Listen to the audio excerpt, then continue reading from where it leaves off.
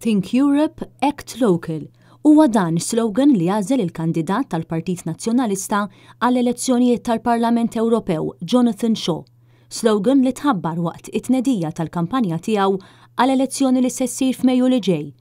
L-attività li nidiet il-kampanja bdiet b'intervista li ħarset lura lejn l-esperjenzi ewlenin ta' Jonathan mit-tfulija tiegħu sal-esperjenza tiegħu fin-negozju.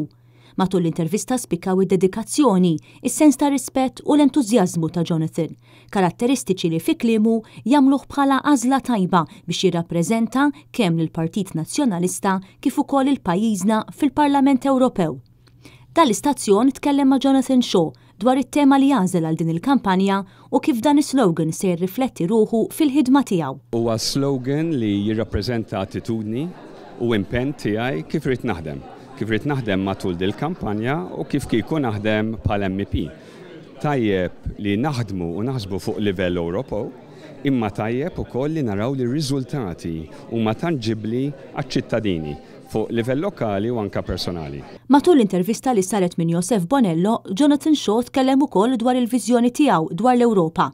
Huwa qal li waqt li qed niċċelebraw l-10 anniversarju minn meta pajjiżna ssieħeb fl-Unjoni Ewropea, irridu niftakru li din hija realtà li seħħet f'pajjiżna grazzi għall Partit Nazzjonalista. Huwa qal li fil-waqt li ħafna mis-suċċess li kiseb pajjiżna f'dawn l-aħħar 10 snin kien grazzi għal benchmarks li tatna l-Unjoni Ewropea, pajjiżna wara wkoll li kapaċi jkun ta' eżempju.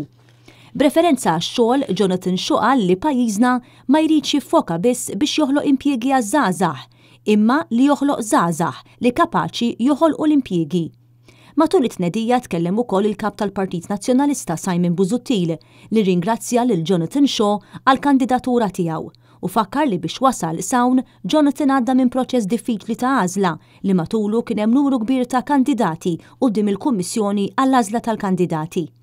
Il-kap tal-Partit Nazzjonalista qal li Jonathan Shaw li llum huwa kandidat tal-elezzjonijiet tal-Parlament Ewropew minkejja li qabel qatt ma kellu kuntatt dirett mal-Partit Nazzjonalista huwa xhieda ta' kemm il-Partit Nazzjonalista infetaħ għan-nies. Simon Busuttil tenna li l-għan tal-Partit Nazzjonalista f'dawn l-elezzjonijiet huwa li tella 3 membri parlamentari Ewropej.